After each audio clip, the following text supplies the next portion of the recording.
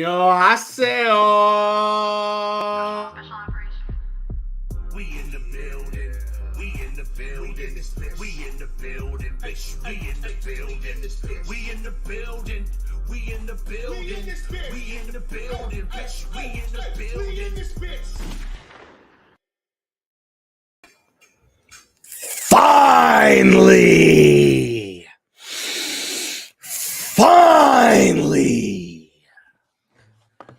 Finally, RZeroB, that's me, and PTA have come back to Giants Talk, which means that finally, for your entertainment pleasures and nothing less, these two, that's right, me and him, have come back for your entertainment to be G N.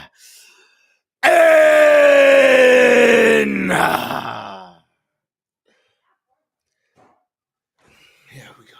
Now, today, no script. Today, no plans. Today, we just whooping some candy asses, just like the New York Football Giants have done to 6 other fluffing teams.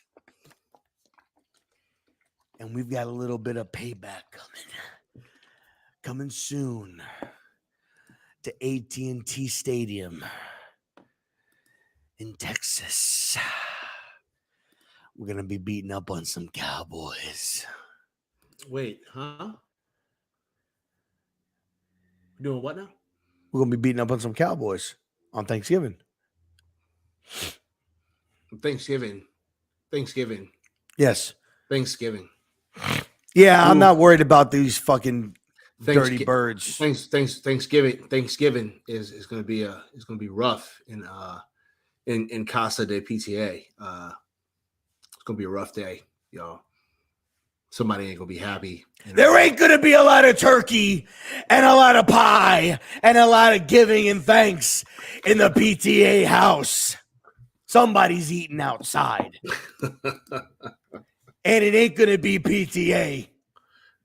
Oh, no, it might. shit. It actually it is going to be you. Hey, speaking of which, yo, PTA, what's up, baby? Hey, what's going on with you, man? How you doing? Wait a minute. But you still have to say a thing. Oh, yeah, that's right. Because, I mean, I know we don't have a script, but you still have to. That's have right. to say My the bad. thing. My bad. Yeah, you still have to say a thing. Seahawk fans, get ready for the ass kicking of a lifetime. If you smell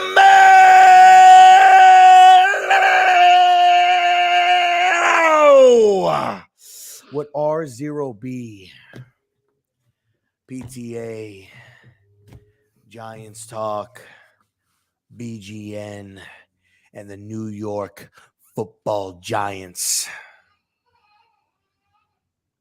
is cooking. Now, my apologies for my voice being a little bit raspy. See, because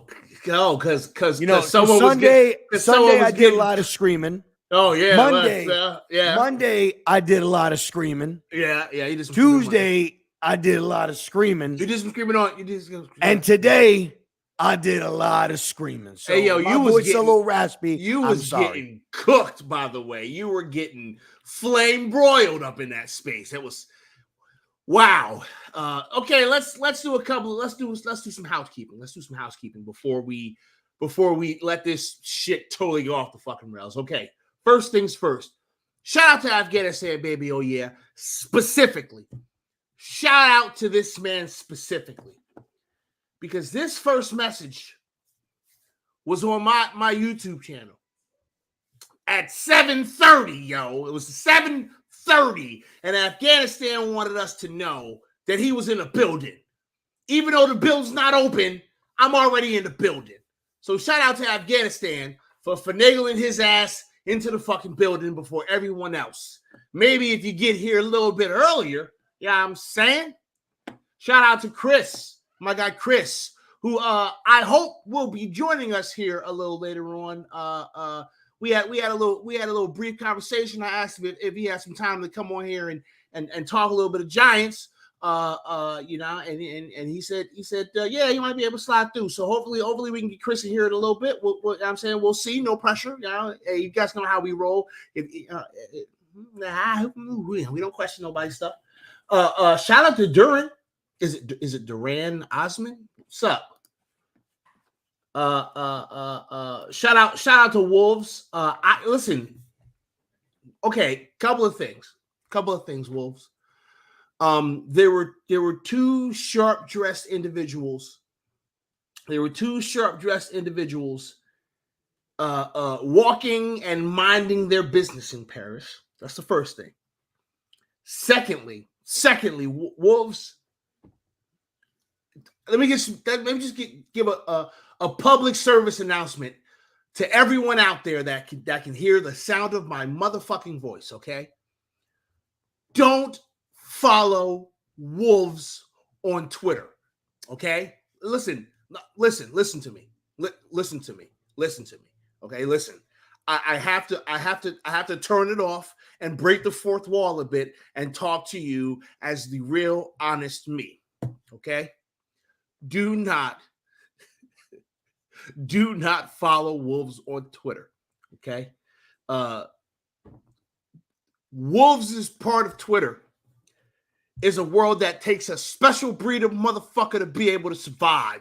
It takes a special type of person to be able to walk in there and walk out unscathed. Nah, don't you fucking promote that shit. It takes a special kind of person to walk in there and walk out unscathed, okay? Luckily, I'm that type of person where I can walk out of these situations unscathed. Some other people can't. Don't follow Wolves on Twitter. Seriously, don't do it, okay? Just stay away from it. Stay away from it. That part of Twitter is a scary fucking place, y'all. I can't even cap. I can't even lie. That part of Twitter is scary. Okay, cool. Hey, Chris is in the back. Chris always at the fucking bar. Okay, hold on. Nothing, Wolves. You didn't do nothing, man. What up? Keep doing like what you're doing on Twitter. Keep fucking doing it. All right, you keep doing it. I would never tell anyone what to do. Yo, is this a barbershop? This is not really a barbershop, man. This is because I mean, listen, I could post the StreamYard link if you want to get some boys up in here. No. Listen, no. Hold on a second. I just here's the reason why Chris is up in here, because Chris is VIP. Okay, wherever Chris goes, Chris is VIP. Right? Chris has got a free subscription to my OnlyFans.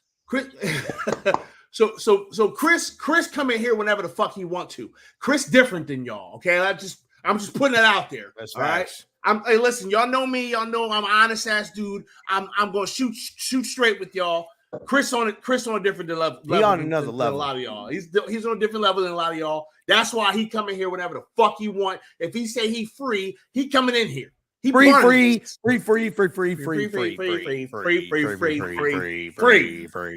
What's going on, Chris? Oh, we lost him. And then he fucking disappears. Ain't that about a bitch? See. This is what happens when he's using McDonald's Wi-Fi. Chris know what I'd be going through on a daily basis. Oh God. Chris knows I'm fighting out here on a daily basis. Oh, fighting for your life. I'm fighting, baby. Chris knows. I pop into the Twitter Spaces for a little bit here and there. He's my Mickey. He's like, get up, you son of a bitch. Yeah, because Daniel loves you. You're a bum. You're a bum. Wolves, man. I love you, brother. I'm just giving you shit, man. Don't. Y'all have to understand that right now we have no script. We're just talking, okay? And because we wanted to have a little bit of fun, we wanted to just be us.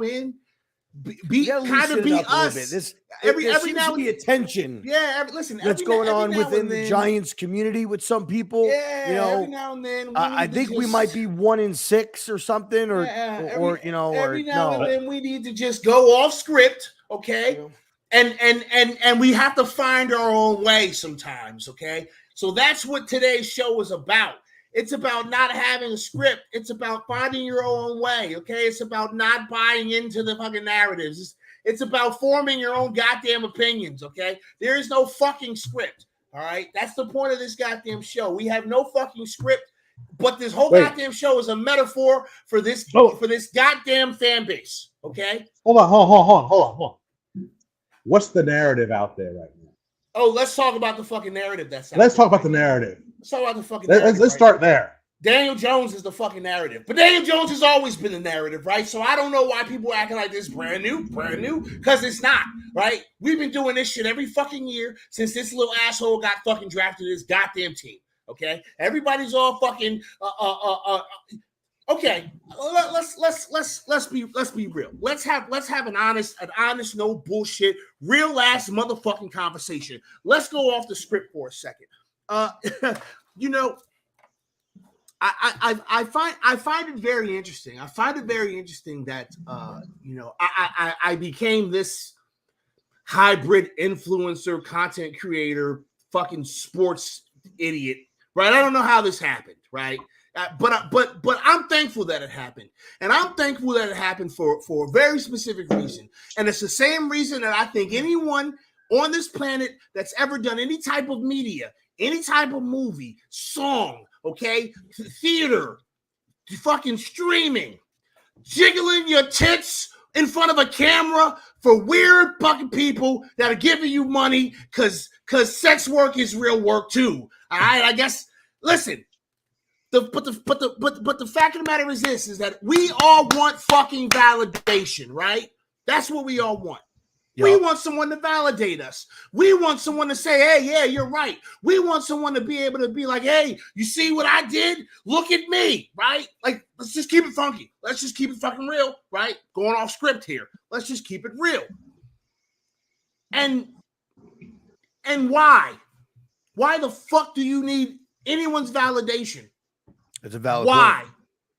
Like, why the fuck do you need anyone's valid? Listen. Let me let y'all know something, okay? I'm probably the weirdest fucking content creator that will ever be on the planet, okay? I will always be in the fucking mud. I will forever be a little guy, okay? And the reason why I will forever be a little guy is because I kind of don't give a fuck about validation anymore, right? Like, I don't care about it. I'm sorry, y'all. I don't check y'all comments no more. I used to check them and respond to them and want to argue and you know what I'm saying, try to make my point. I don't even do that no more. Okay? Can I ask you a quick question? Yeah, go ahead. Well, why do we have all of these like hieroglyphics in your title? I thought you did that. You didn't do that? No. You seriously didn't do that? I thought you were typing a K-pop song or something. No, I mean, it's Hangul. It's not hieroglyphics. God, we got to give Rob some fucking culture. Listen, y'all. I'm trying to give this motherfucker as much culture as I possibly can. Oh, so you did it on purpose. It's a fucking fire hose. It's a goddamn fire hose of culture that I'm trying to force in Rob's mouth all at once. A lot of it is spilling. Thankfully, the floor is graded and it all falls through and gets recycled back into the hose. And I'm going to get it all in there. I'm going to get it all in there, y'all. Pause. No pause. I'm going to get it all in there. Fuck. All of it. Every drip, drop. All right, listen, all right. This is listen, man. This is what I'm going through. All right. Let's have a little therapy session. Okay? Please. This is what I'm going through. Every day, man, I'm starting up these spaces. If you guys aren't there, follow me on Twitter. Every day, 10:15, we're talking Giants for 4, 5, 6, 7, 8, 9, 10, 12 hours a day. A lot of good conversation in them bitches every fucking day. Absolutely. A lot of good conversation. I ain't got nothing to do with it. Listen, y'all. I don't got nothing to do with his fucking his Twitter spaces. I am not associated to his Twitter spaces, right? I'm a fan. So when I say that the conversation in there is fucking dope, I'm saying that as a fan of the content. I'm not saying that because it benefits me. The shit's great. You were spitting some real stuff yesterday. I heard you. Me? Yeah, both of you. Oh yeah. Well, I mean, Charlie does that to people. Yeah, I mean, listen, yes. Listen, But- but yeah, go ahead. Because you guys So today I'm hosting a space, and it's like every day, but I'm going to use a topic that really came about today. And what really irritates me, because let's be real here, okay? I've always watched football. I've been a Giants fan since 1998 is when I've been a Giants fan. I was born in 89. I've been a Giants fan since 1998, since the game that they beat the 13-0 Denver Broncos. That's I when remember I started that game. That's when I started being a fan. Amani Amani Toomer catching the game-winning touchdown in the right corner of the end zone. I remember that game. That was when I became, because I was believe it or not, when I was a young kid, I was a Broncos fan because I loved John Elway, Terrell Davis. I love John Elway too. We got that in common. You know what I'm saying? But when I saw them Giants giving them the business, I'm like, I like the helmet, I like the jerseys, I fucks with it, and I became a Giants fan. So I've been a Giants fan for a long ass fucking time. Okay. So this is I've been through good, bad, and everything. And now the rise. And so right now we're 6-1. And what irritates me, right, is I like having educational conversation. I like communicating with people that have an actual conversation. When people talk that don't know what the fuck they're talking about, it's like it annoys me. Or right? you just pound? Were you just pounding it? What was that? What was that? Stream by ketchup bottle. Oh, ketchup bottle. Ketchup bottle. No, Okay.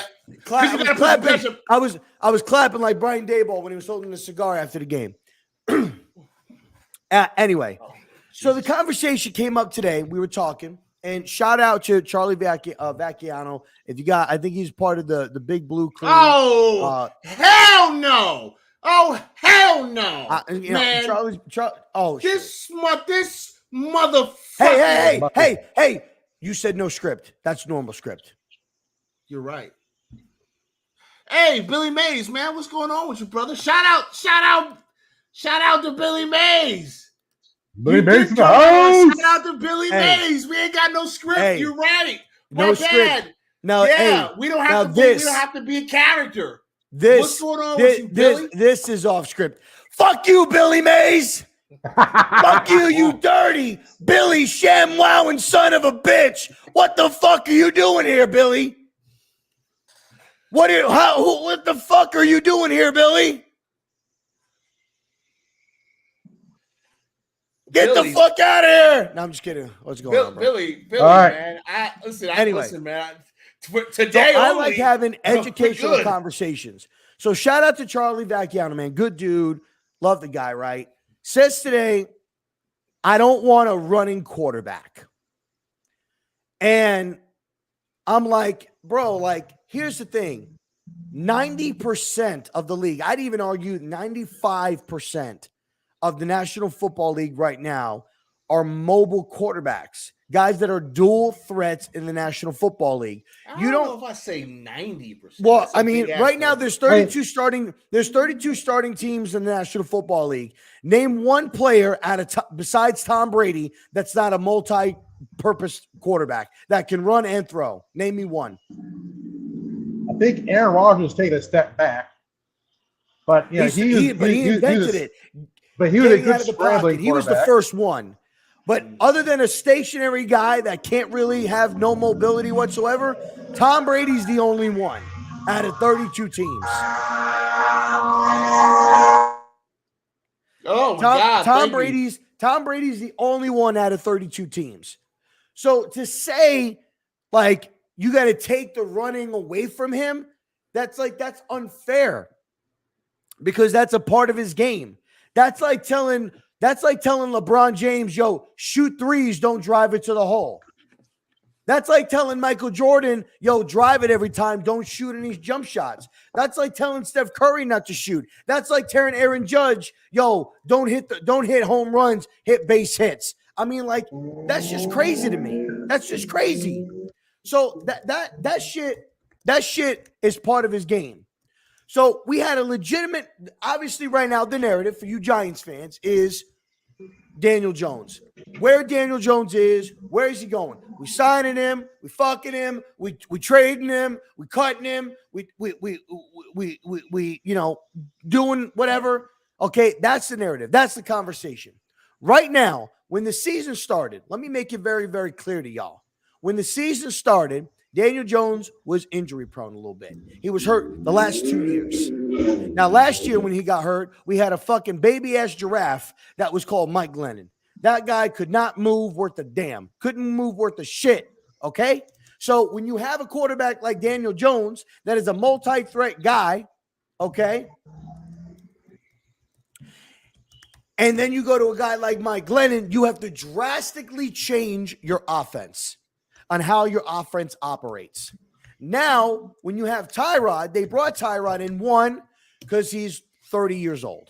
He's 33, 34 years old. He's a seasoned guy. He's been around the league.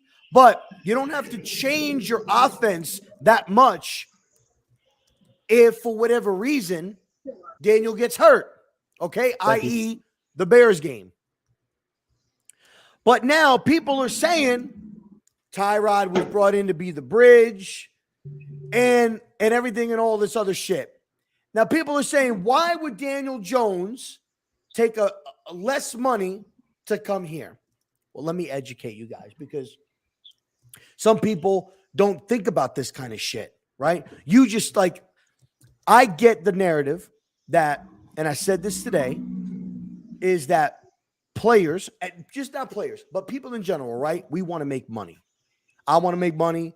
Pest wants to make money. Chris wants to make money. Everybody wants to make money. We all want to make as much money as possible. Now, when it comes to sports, there's a lot of money involved, and careers are short. Okay, careers are short. So you got to make as much money while you can, when you can, and how you can. Okay? Now, there's a different narrative to this. The guys that are the exceptions, the Lamars, the Mahomeses, the Josh Allens, you know, those guys are going to get paid. Like, they're going to get their money. I'm mainly talking about the guys that were high draft picks or mid or mid-high draft picks, second, third rounds, right? That are expected to be something that get a bad beat. Or the guys like Marcus Mariota. Something like that. Jameis Winston. All of those guys. Daniel Jones was picked in the first round at number 6. Comes in, has a decent rookie season. Next 2 years, go completely down the shitter. Okay? What you're asking him to do as a second-year guy, nobody thought about this, right? I guarantee you fucking watching, you didn't think about this shit. Okay? As a second-year guy, you're asking this young quarterback with no weapons, your number one weapon out for the season, no offensive line, Jason Garrett, Joe Judge, a second-year guy, you want him to overcome shit that a 5-year fucking veteran half the time can't over-fucking-come. And a second-year guy, you want him to overcome that shit. You want him to supersede, okay, all of that other shit. That's asinine in itself, okay? So now, when you look at the NFL right now, there's 8 coaches, 8 right now, that get the best out of their players. Andy Reid, Bill Belichick, Nick Sirianni, Sean McVay, John Harbaugh, Brian Dable, Mike Tomlin. I'm forgetting one. Who did I say before? I would say Robert Saleh. No, I'm not going to give it to Saleh. I mean, I had a guy. Just a 4-2. I don't dislike Saleh. I don't dislike Saleh, but I'm not a big fan of him. Pete Carroll. He's in the top 8. So you have those 8. You have those 8 coaches Right. Well, prime example. Look what he's doing with Geno Smith. No, right no, now. I understand. No, I understand. I understand. Pete Carroll is a great coach. Okay, Pete Carroll is a great coach. I take nothing away from this man. He's been great at both fucking levels. Okay, the man's a great coach. But there's a vibe, man. There's a vibe that I've always He gives me some Dick Vermeil vibes. He gives me some Dick Vermeil vibes. There's a vibe, man. There's been a vibe for him for quite a while now. There's a vibe, and I'm like, you got those 8 coaches, right? So there's 32 teams. So what is that? 25 remaining? That's 25 remaining teams. Okay, that's a large amount that don't have sustained success. Right? That have players, good players. When you look at Arizona, they got some good players. When you look at the Chargers, they've got some decent players. When you look at the Raiders, they've got some decent players. When you look at the Browns, they've got some decent players. You have ball clubs that have decent players, but the coaching staff does not get the best out of those players. And that's why those teams are not in contention year after year after year after year. So as a player, as Daniel Jones, going through what you went through over the last 2 seasons, you now have one of those 8 in your building. Okay. Wait. Why would you want to go somewhere else? Hold on, stay with me. Why would you want to go somewhere else, right? And potentially have your career railroaded yet again, i.e. Josh Rosen, okay? When you have a guy and you could turn back and like, okay, who's probably one of the best quarterbacks in the NFL right now? Josh Allen. Who was his coach? Brian Daboll. Look at the success and the way that he coached this kid.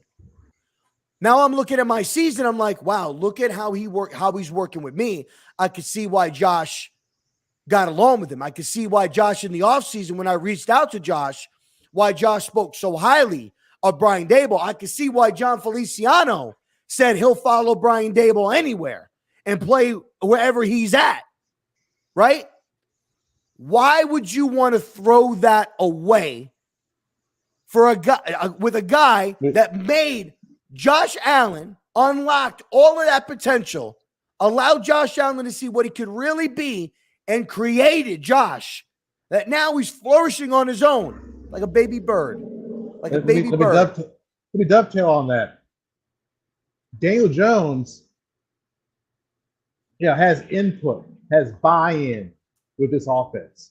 100%. You mean to tell me that you want to ship him off to Carolina, Houston, who's going to have either an offensive coordinator that gets promoted, or it's going to be a guy from college. Yeah, that looks really promising. Let's just say Frank Reich comes back. How's that looking so far? Not looking real good in Indianapolis. Or heck, you might get Joe Judge in Houston. You know what I'm saying? So the bottom line is why I got hot today is that at the end of the day, we don't know what Daniel Jones is going to do. Daniel Jones is going to do what Daniel Jones feels is best for him. But what pisses me off is when you say, listen, he's got a lot going on right now. He's playing well. He's really trying to rejuvenate his career and what people think about him. He could very well say, hey, I like it here. I like the coach. I like my players. I love my locker room. I don't need big time money. I'll do whatever we can make happen so that you're happy and I'm happy and I can stay a part of this locker room. I can stay a part of this team. I'm going to do it. And people turn around and be like, no, Rob, he's going to go get the money. Like go, the money, dopey. Go take the money. Okay, wait, hold on a second. Go. Hold on a second, Chris, because I don't even understand why we're having any of these conversations in the first place, right? It's just to have something to talk about. I don't know why we aren't talking about. This is what befuddles me, y'all. But these are good conversations to have, though. Past like beforehand, like around this time last year, we're talking about get rid of this guy because our team sucks. Now that our teams are good, now we're talking about who should we bring back, who we need to bring back. Hey, this is not like when your team is winning. Yeah, it brings up those conversations. Yeah, I understand that, right? But right now we are watching a unoiled machine get oiled. We are watching a old and fucking rusted machine being restored right in front of our face, and we're concerned about what's going to. We are concerned about what's going to happen in 6 months. Like, hey, yo, this team is 6-1. This film is fun as fuck to watch. I understand that not everyone is into watching film like some of us, okay? But goddamn, is this film fun to watch? Is it fun to watch this and see this thing develop? It is. Because it's not all pretty, by the way. I don't want to make it seem like every second of film is amazing. There's plenty of times where I'm yelling, yo, what the fuck are you doing when I'm watching current film? But it's still fun because this team is actually like, they're soaking in this knowledge that their coaching staff is giving them. Yeah. This shit is fun right now. And people are yelling and screaming and arguing on Twitter. Let's talk about something, okay? Let's have a discussion about something. There's a guy on Twitter. His name is OG something or another.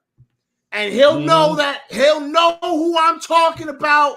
There's no secret that me and him got into an altercation on a Twitter space. Right? I'm not sure why this dude is so mad at me. I've only interacted with this gentleman one time, right? And every single time he's made some crazy comment and accused me of something. I don't know what the deal is, okay? I don't understand why this guy is like, oh, you in DC, you can come and we can talk about this face to face like men, like he's trying to shoot the one with me. I'm 42 years old. Okay?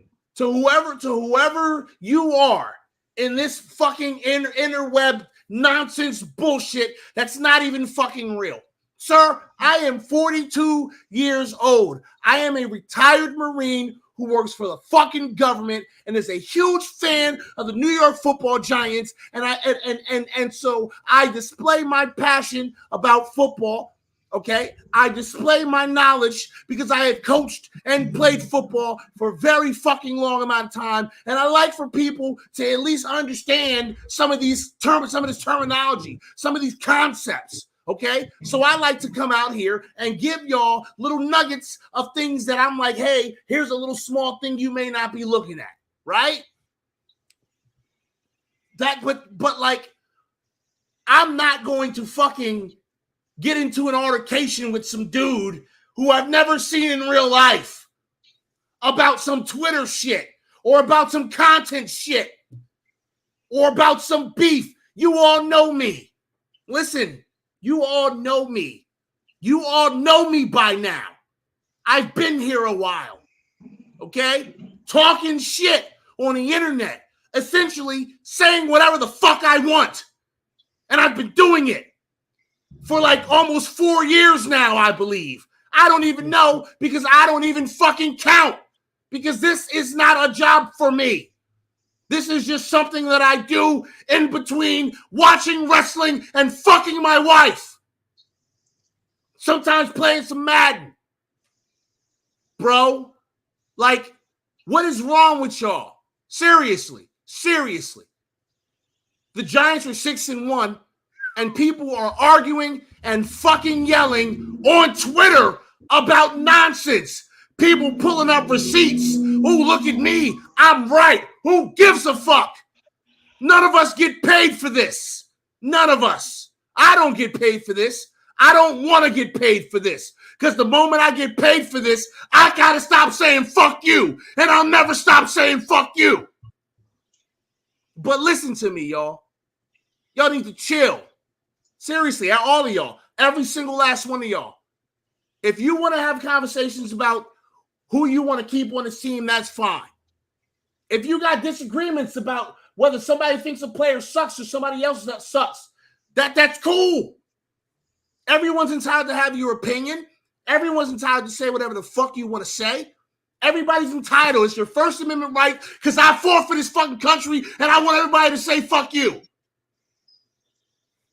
All right? Everyone's got the right to have an opinion. But y'all need to stop being so goddamn disrespectful and taking everything so fucking personally on the internet. Antonio! This place is fucking fake, y'all. Do you think that I have this much fucking energy all day long? I fucking don't. I store it all up so I can come here and yell real loud for an hour. This place is not real.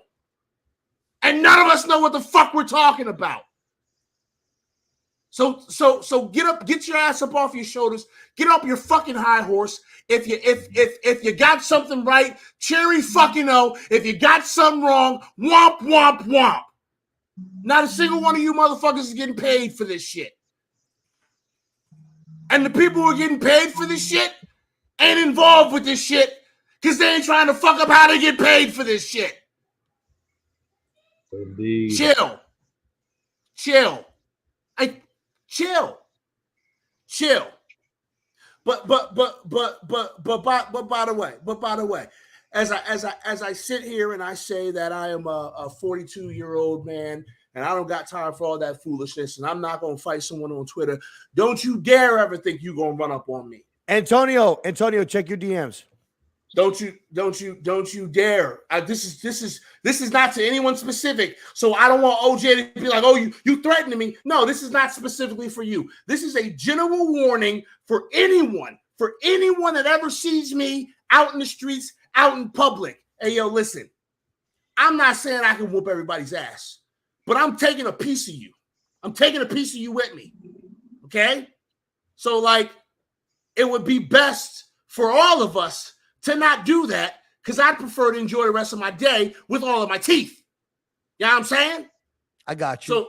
So respect to all of you, love to all of you, right? Fandom to all of you. I genuinely love all of y'all. Y'all know that. Y'all know that. I've become Giants Twitter's OG. Somehow, I don't know. I became Giants Twitter's OG, and I'm cool with that. I love all y'all. I want all y'all to do your thing and have fun. But some of y'all need to fucking pump your brakes, man. And sometimes that includes me because I know that I've yelled and screamed and ranted and raved and done that shit before in the past. But like, listen, like it's come on, y'all. We're winning. We're winning, y'all. We're winning. And I'm so happy about us winning. But no one's happy because everyone's arguing about foolishness. We're winning. We're finally fucking winning. It feels great. I'm concerned that it might not be. I'm concerned that it might not be sustainable. But I will reserve.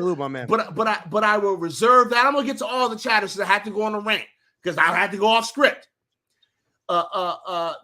Never mind. Never mind. So while you're going ahead,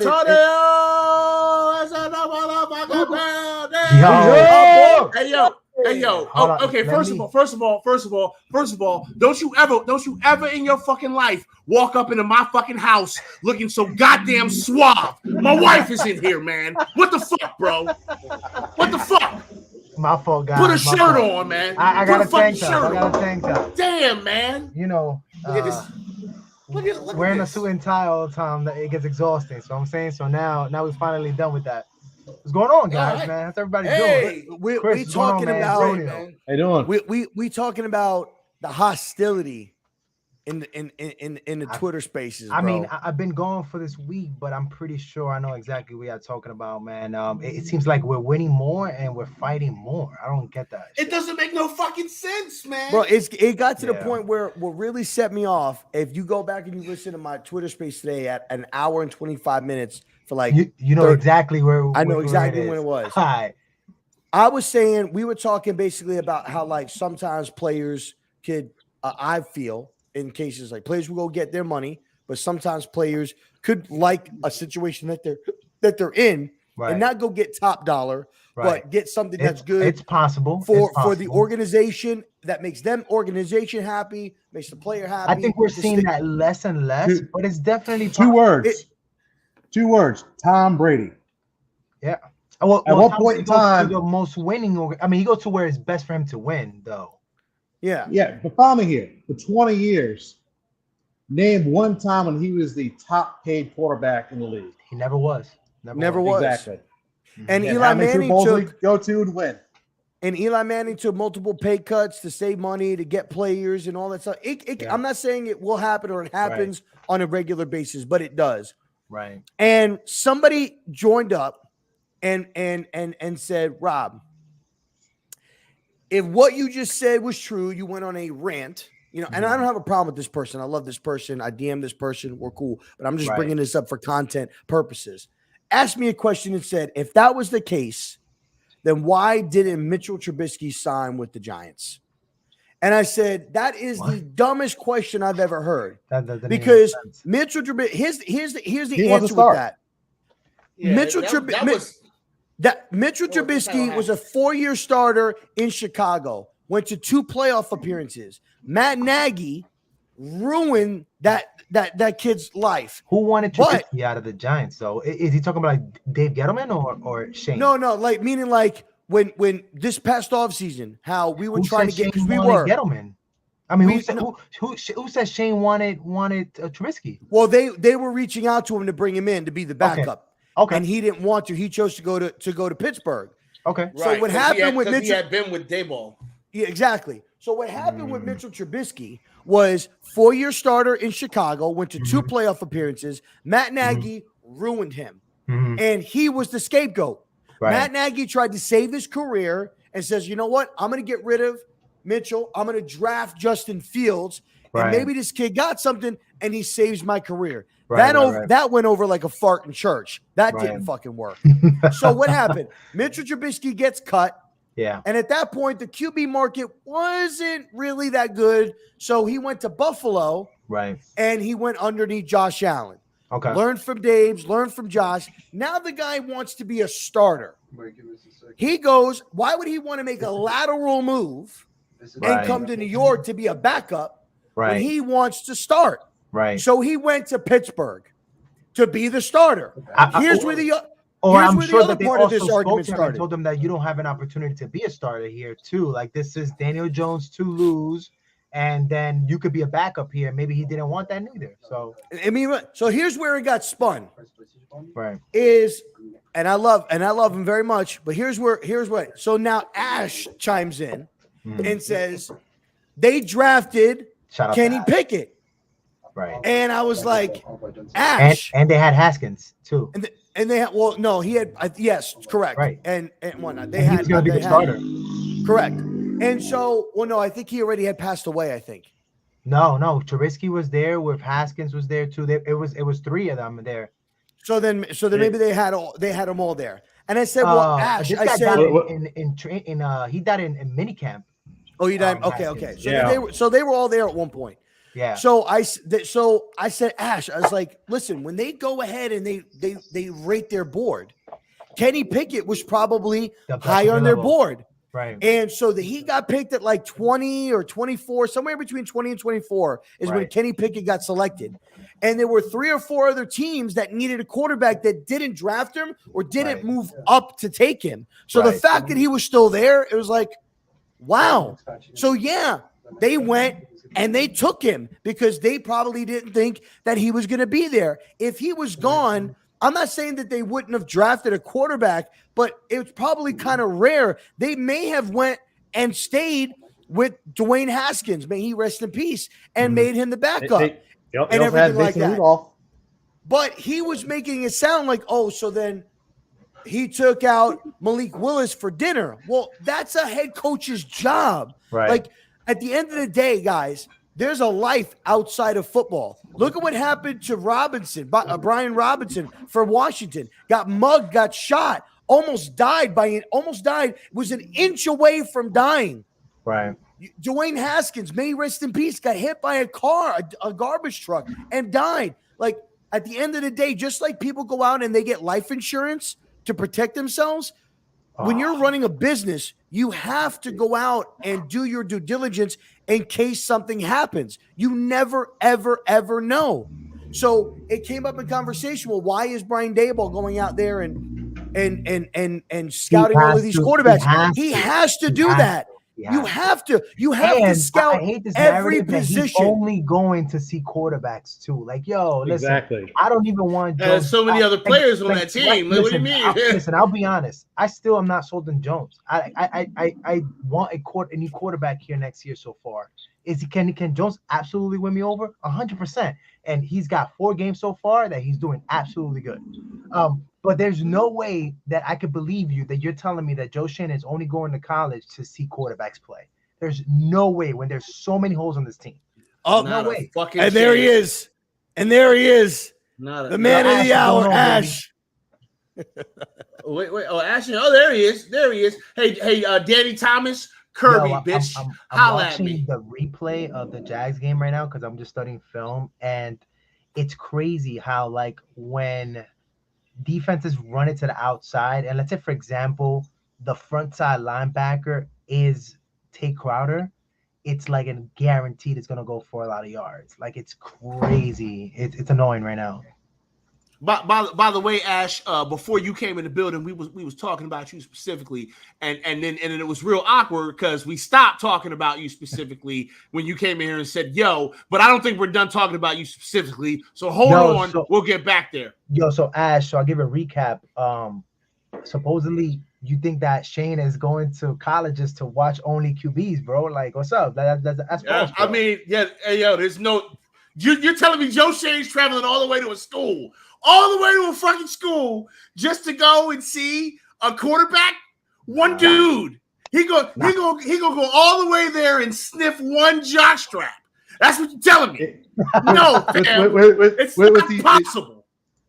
You mean with the number of inside linemen out there, wide receivers out there, tight ends out there? Everybody. Inside linebackers. No, well, I'm not, Ash. I'm not saying that you specifically, Ash. I'm not saying that you specifically said that he's going there to just watch the quarterbacks. But you named schools that he went to go and meet face to face these quarterbacks. But there are other positions that are on the field. It's not just the quarterback. Right. And like I was saying, at the end of the day, when you're a GM, when you're a head coach, you have to do your due diligence. You have to cross-reference. You have to go and you have to examine every position at any time, at any place, because you have to do that. Just like Joe Shane, even though they may not be thinking about trading Saquon Barkley, if a team calls with an offer for Saquon Barkley, you answer that phone and you listen to what they have to say, because at that point, like, they could do some draft day shit and offer you 3 first-round draft picks. Yeah, bye, Saquon. Well, you know what I'm saying? Like, so Ash just said he's not talking to Hendon Hooker just because he's doing his job. I think he's legit interested. I also think it's optics, bro. Well, yeah, like, think about it like this. He also wants people to see him talking to XYZ. This guy is very calculated to what he's doing too. Remember that out of the Giants camp, Cross was the name that was coming out, like, left and right. And this guy has, like, yo, he does things, and maybe I'm thinking this guy is too much of a genius. But listen, the name that you just brought up, Antonio, is perfect. Leading up to the draft, people were leaning towards the fact that Charles Cross was going to be a bigger guy that we were looking at than Evan Neal. And here's the thing, Ash, is the NFL is smoke and mirrors. It's full of smoke and mirrors. Definitely not sold on Jones. We don't know that. Yeah. You know what I'm saying? Like, he could be. He couldn't. I mean, we don't know that. That's okay. And no, Antonio just gave me a conspiracy theory just now. Okay. When at the beginning of the season, right? They kept saying that they felt like Daniel Jones was their guy. They had confidence in him. They had faith in him. And then they denied his 5th-year option, right? Right. And now we see Joe Shane talking to all these quarterbacks, right? And so the smell in the air is that Joe Schoen is hitting quarterbacks, and whoever his quarterback is the highest quarterback. But what if they was never looking at a quarterback at all? What if they hitting us with the 52 fake out, make us think that that's what he's doing when he's not even doing that at all? The beautiful thing is that Listen, we going don't into know, the, and we should have. the more and more I think about this, the more and more I think about this. This is the more and more that I think of what's going to happen. It takes multiple months, Nate. I think that Saquon Barkley is going to get the franchise tag at $12.5 million.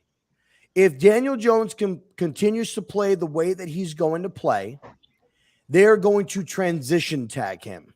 They will use a transition tag on Daniel Jones because that's like somewhere in the upper $20 million range. So now, do you think that? Okay, let me ask you before you keep going. Let me ask you this: do you think Saquon plays on a franchise tag though? Yes, yes, he will. He's not that. He's not that type of player where he's going to be like, "Nah, pay me." Like he'll play. He'll play on the franchise tag. So I mean, he could be very politically correct and still not play under the tag. For a running back, that's the worst thing that you could do. Honestly, play under a tag. So he could say, "Hey, respectfully, I'm just going to sit this out. This is a benefit me. It's not in my best interest to play under a tag." So you're right. I highly doubt that a man that knows that he has maybe 3 years to get paid. I think that we could tag him, but it could be a tag and trade. It might not be a tag and I think it could be a couple of different things. They could go ahead and they could sign him, or I agree that the tagging would be the smart move. They could tag him, right? They could sign him to a long-term deal, but they could sit down and have a conversation, be like, listen, Saquon, we appreciate everything that you did. You came off an injury. You had an injury year. You had a slow year last year. You performed well. They could automatically go and say that they want to see him go ahead and do it again, or say, hey, listen, we want to build up this roster based off of what we did this past year. This is the best avenue for us to do this. We want you here. We're going to take care of you, but this is what we need to do this year to get this team right to where we need to be. Do you trust us? Do you believe in us? And if he does, I'm not saying that will happen, but that is a conversation that you could have with the player. And if he's like, all right, let's do it. Let's ride. He'll go ahead and do that. Right. But I think that he could even the same argument could be said. Hey, I could give you I could take a longer contract, guaranteed, with lower money up front, and that's what Sal's been saying, that he wants Saquon. He could do that. Are you talking about Daniel? Or are you talking about Saquon? That's what I would do. You could do that. Like I would be okay if they gave Saquon Barkley like a 5-year, $50 or $60 million deal. I would be okay with that. For the most. Like it has to be no longer than that. I give Saquon 4 years. I give DJ 3. I give DJ more. That's the thing. So if you give DJ more. If he's your guy, he's your guy, and that's how much you give. Hold on. Let's say DJ is your guy, right? Okay, you are Joe Schoen, right? Okay? And I'm convinced that he's my guy. And Daboll has kicked in your door and said, "Hey, yo." Right. Daniel Jones is the fucking guy. Whatever. Okay. So I'm not a numbers guy. I'll be honest. But whatever I'll give him whatever contract. It will give me that his first 2 years are dirt cheap. 4 or 5 years. I don't care if it's 5. I don't care if it's 6. It has to be dirt cheap in the first 2 years. I'm talking about he has to be making 10, no more than 15. 15 is the max. So it has to be maybe like 10, 15 year 2 type of sort of thing. So I can build the roster around him. You could do your first year where he's like next year where he makes like 20 million, but then it drops down. I mean, let's look at even Josh Allen's. Look at Josh Allen's contract. He's making like 16 million right now, I believe. Let me see. But that's still because it's his rookie deal. No, it's not. This is his second contract. He got extended a long time ago. Yeah, he did, but this is still his rookie deal. His new contract doesn't start until next year. You sure? This is that sounds right. I'm gonna pull it up because this is his fourth. This is his 4th year. So what they probably did is they didn't give him his 5th-year option, and they just extended him. Is what happened. So he's currently in that contract. He's currently in the 6-year contract. So last year was $6 million, $10 million cap hit. This year, $16 million cap hit. He's in the 6-year contract right now. Wait a minute. Yeah, so the 16 million. But how is that possible? Because and then it goes if you're a 39. rookie, Because you're adding an extension. You get a 4-year contract with a 5th-year option automatically. Okay, hold on a second. I'm gonna read the contract notes out to you. It was $100 million guaranteed at signing. Okay, signing bonus for 2021, and then salary, roster bonus, blah blah blah. $10 million of 2024 salary fully guarantees on the 5th league day, right? So he got $10 million from that 2024. And then he's got all these fucking bonuses. He's got all these fucking bonuses and $30 million of additional incentive based on production winning. So like, there's tons of language in this contract. So if you want to look, so maybe this is his rookie contract. You're right. Maybe this is he's still playing on the rookie contract. He was signed. He was drafted 2018, 2019, 2020, 2021, 2022. So this is his 4th year. Contract. You're right. So next year would have been his 5th-year option. But what they did was they didn't give him his 5th-year option. They just extended him. They opted out of giving him his 5th year. They extended him. That's why his next year his cap hit is jumps up 39 million. Correct. Exactly. Well, yeah, but we're not. He's not. Yeah, this kind of contract. Yeah, I don't know. This kind of contract is not quite what you're talking about. But I can understand what you're saying. Like, hey, first year you're gonna make 10. Next year you're gonna make 15. We're gonna give you all this upfront money, this upfront guaranteed money, cash in hand, on this day of the season. Antonio, let me ask you this, because I'm not gonna say what you do for a living, but I know what you do for a living because you told me a little bit. Let's just say you've been working with a couple of agencies, right? And they've been a little bit shady the last couple of years, right? And they go ahead and they offer you something to do, right? You're not going to automatically go and sign a long-term commitment with those guys when you've had maybe a couple of years of some bad experiences. Right. You might do something short that if things go sour or go south, I could get out. You could get out and you could go ahead and go somewhere else. There's nothing wrong with the Giants doing that with Daniel Jones. See, people are saying, listen, if he's your guy, you got to commit. Right. If he's not, then you got to let him go. Right. The thing is, the NFL is a business. So when you're running a business and you invest in a business, or you're investing in different businesses, you invest a certain amount that if things are going downward, you can get out and you're not going to lose yourself a bunch of money or cost yourself. So you got to think of it from that perspective. Think about how you would do it yourself. Because at the end of the day, you're your own company. You're your own person. So if he's having a good year right now, that's great. Okay, let's make some upgrades. We'll do a couple of things here and there. Now let's see what he does. Can he do it consistently another year? And if he doesn't, for whatever reason, okay, listen, we thought it was going to work. We wanted it to work, but it just isn't working right now. And unfortunately, we're going to have to go our separate ways. So I think they could go ahead and do a transition tag on him where a team could go out there and see he could go out. He could still go out. He could still shop around. He could still see what he could get. The Giants will have the option to match whatever he's got, right?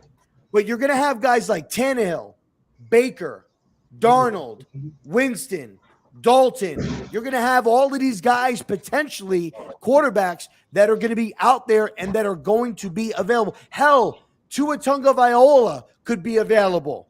They may not even want to bring him back in Miami after this lawsuit and everything that's going on. They may not even want to bring him back, right?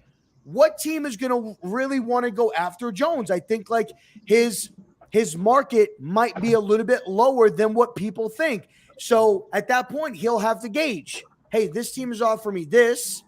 What are you guys going to do? And then people say this narrative like, oh, his agent's going to go out and get him the max money. So long though. Like we still got 10 games to go. That's the problem. That where it's he's like this, right? He's trending up. If he continues to trend up, right? there's gonna be teams. I lined up. think This this. kid is If he not goes at a to the position. if he goes to the playoffs and wins a playoff game, right. I'll sign him into a 5-year deal. Sure. That's fine. But can he get there first? Like, can he fucking get there? Like, If he I gets to the understand playoffs why- and wins a I playoff understand- game, I I'll give him a 5-year deal. I'll give him a 5-year deal at that realistically point. speaking, he's maybe 3 wins away from a playoff berth. I was Maybe going to 4. say, listen, like the reason why I think that this discussion is premature Has to get is tabled. because the kid still got work to do, yo. Yeah. Like this kid could knock on wood, see this Santa Maria, all that shit. This kid could legitimately slip on a banana peel this Sunday and never find his footing again. Well, that's a great point. So but why- I'm gonna tell you right so now why- what nobody's so why talking are about. we- Jones has never played more than 14 games in a season. So that's another conversation right now. If Jones gets hurt and misses, let's say, for example, 5 games, 6 games towards the end of the season, contract talks is It's a over, wrap. my brother. So You have never can he been get healthy there? in any game this Can season. this Any dude season. play a full season? That's what I'm still waiting to That is see. absolutely a topic of conversation. You can't tell me right now, oh, he's What up, played 4 Authentic? good games. We're gonna go ahead and give him the contract exception. Shout out to Stop. Authentic in the building. He never finished a whole Authentic in season. the house.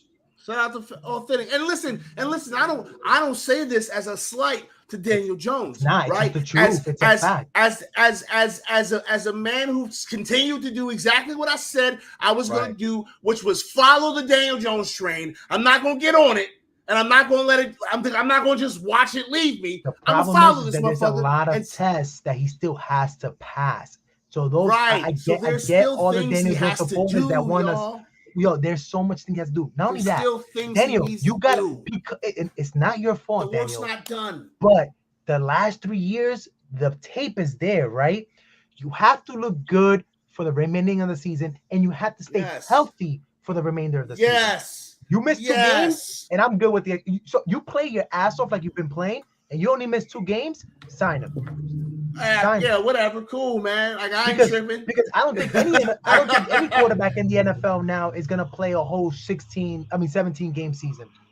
I don't. What think if that's are you I don't think counting? that's the thing. Are you counting like if they make the playoffs and they know like they're out of divisional title and bench maybe him? they sit him and they Yeah, sit him? no, that doesn't count. No, that doesn't No, count. but if okay, God forbid he gets nicked up, right? Because Danny's out there putting his body on the line. Legitimately, this motherfucker's putting his body And on he's the line. he's Everything getting was treated Sunday. unfair on the field too. How many hits in the Yeah. Jaguars were towards his head and This- they didn't get no rough in the passer?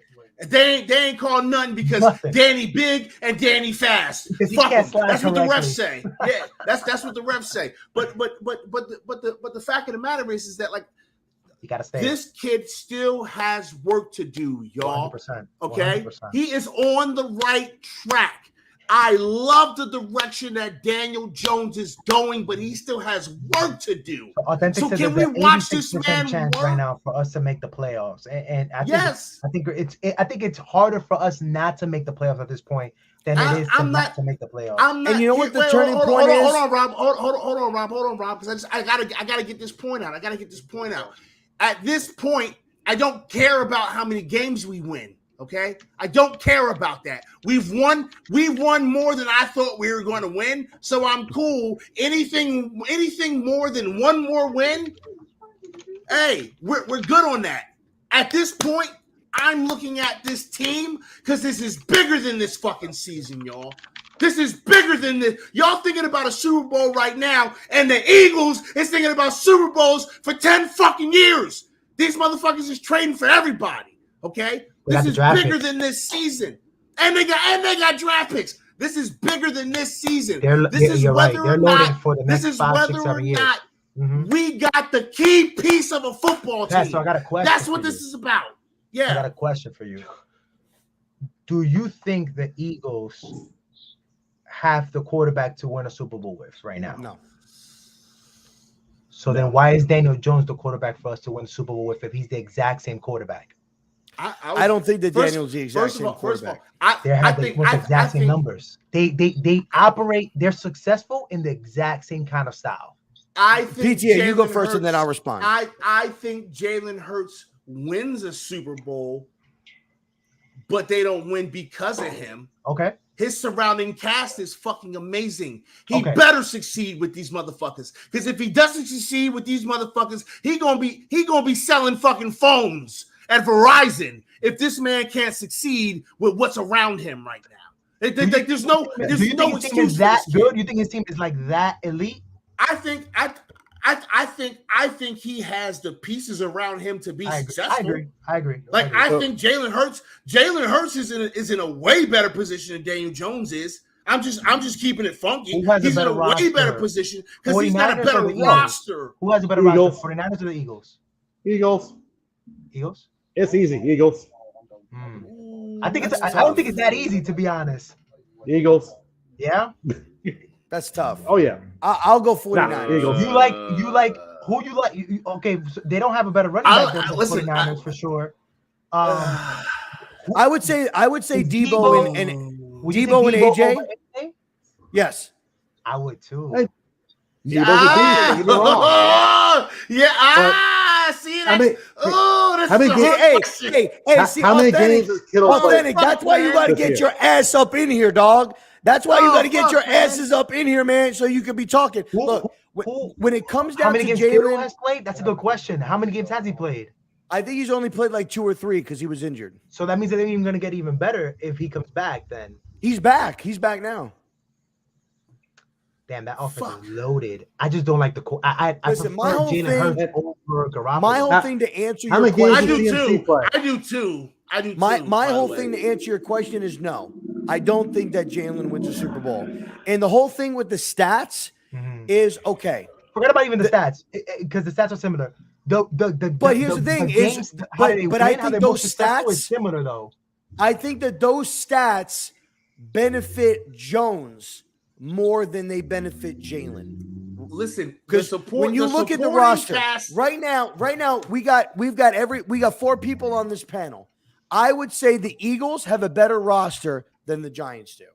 Chris, would you agree? without 100%. question, 100%. without question, The Cowboys Without have a better question. roster than us. without Just the wide receiver fact- car alone. So with the fact that they have a better roster than the Giants do, and Jalen is putting up similar. No, Similar- I point at this because the Eagles is trying to win a fucking Super Bowl, and I don't think they think their quarterback is all the way the guy. He need everything he fucking need. Because for a team that's being built like this with all these players, Look, you just point need blank, someone to manage the game, bro. I think this team is here's- scary. You want to know what's crazy? I'm gonna give you guys a hot take right now. You ready? Go ahead. I think if the Eagles make it to the postseason and they lose, Eagles are drafting a quarterback. What? No. 100%. Nah. I think I think you have to see the regular season though, and the problem is here's the thing about this, right? Because if The they Eagles lose, 100% winning because of Jalen Hurts. Jalen Hurts is moving the ball up and down the field, and then it's who's running the ball in for the touchdown, him or his running backs, or even his wide receivers. But they're running the ball for the touchdown. authentic. He I is do watch. absolutely irresponsible. Authentic. I watch Eagles games. I watch Eagles games. So and I'll say this. Jalen is doing a great job running Daniel the football Jones with has his been legs. Responsible for our wins, for the last 4 wins. Daniel, But there was wins before this season that we won despite of Jones, not because of Jones. I agree. Daniel We Jones can't say and the same thing with Jalen. Jalen Hurts. Jalen Hurts has been responsible the whole season. They're one of the best scoring points per game teams in the NFL, and it has to be again, and we're moving towards that direction too. I think that the Giants are like, yo, listen, we got to run the Jalen Hurts offense kind of here, sort in a way. We got to get this man's feet involved 100% in this 2 tight end formation, or else we're not going to be successful. But here's the thing, authentic. And God darn it, I wish you were in here. So here's the thing. You that may very well be true that they're blowing teams out, but who have they played? They haven't played anybody. The same as us. Yes, They played, almost lost to the Lions. Okay, so Let's start there. they played the Lions, who hold on. Where's Oh no, man! Y'all not gonna disrespect the Lions because the Lions playing everyone tough except this past weekend. They playing everyone tough. You know what I'm saying? They playing everyone tough except for this last weekend. They've been playing everybody tough. I'm looking at that game like, ugh, they angry. They angry. So the Eagles are 6-0. They played the Lions in the first game of the season, who are 1-5. Okay. The next game after that, they played the Commanders, who at that point, up until yesterday, were 2-4. Okay. And in week 3, that game, they look good, but they're also playing against the Commanders. Right. Okay. In week No 3, they played against the Minnesota Vikings and in prime time on Monday Night Football. And Kirk Cousins is the worst in prime time games. The worst. I don't know. Daniel Jones is kind of bad in prime time. So they got a blocked punt. The next play, he threw an interception. Like, it was bad. Then who else did they play? Okay, they played the Arizona Cardinals, who up until until they beat the Saints 42-34 were 2-4. They like the combination of the games that they've played, they've beaten teams that are like 16 of 19. And the majority of those records are from the Vikings and the Cowboys. Now, yes, they beat the Cowboys. They did. I'll give them that. They beat the Cowboys, but they also beat Cooper Rush. Okay, they beat Cooper Rush in a primetime game. They haven't been tested. We've played the Ravens. I want to see them play against the teams that we've played against, and I want to see how they fare. I really do. They're going to be playing against Aaron Rodgers late in the year. I think Aaron Rodgers is going to get hot. Nah, I'm sorry, Rob. I can't get jiggy with this shit. I you think that they played good teams? I was at the Green Bay game. But you said I'll send you the link right now, Finnick. I got you. Let me. I got it. I just sent it. Okay, cool. You got it. Okay, great. I mean, we're gonna go for probably like another 20-ish minutes. I gotta get off soon too. My podcast is about to start at 9:30, so I gotta get. Okay, yeah.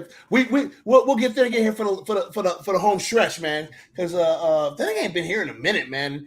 But I just I don't know, man. I don't like the idea of saying that a team has to play the teams that we beat in order to be. No, you play on your schedule. Yeah. Like you play who's there. I'm not talking about like I want to see them play better teams. Like they're going to play the same teams that we play this year because they're in our division. Right. I want to see how. Yes. Yeah, I want to see how they play and how they fare against those teams. And that's cool, but then what happens when the Lions? That's cool, but then what happens when the fucking Lions beat us? You talking all this flim flam, and then what happens when the Lions beat us? Like this is the reason why we don't talk like this. Right. This is the reason why we don't talk like this. I agree with Pest. Because we just it's don't football, know, bro. If 3 weeks, 4 or 5, whatever, whenever we face the Lions football, down the line, man. what happens when they beat us? You never know what's gonna fucking happen. You never know what's gonna happen. Here's what injuries happen. I get it.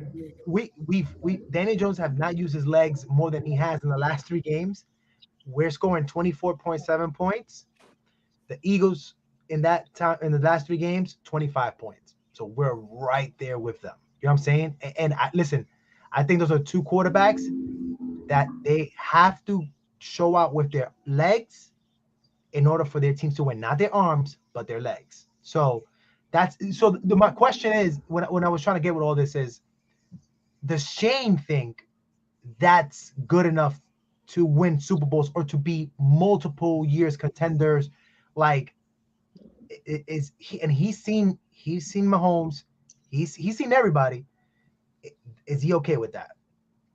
I think it's going to come down to the divisional games. We were in the game with Dallas. If Sills doesn't fall down, we're running a completely different offense too from that game. So I can't wait to see Dallas. If we go ahead and let's just say we split with Philadelphia, because I think we're going to beat them in New York, but I think we could lose to them. You think we can sweep Philly? Listen, I believe we can beat every team on our schedule. I believe that this team and this coaching staff has the ability to beat every single fucking team on the schedule. But I don't think we win every game on the schedule. Right. No, I agree.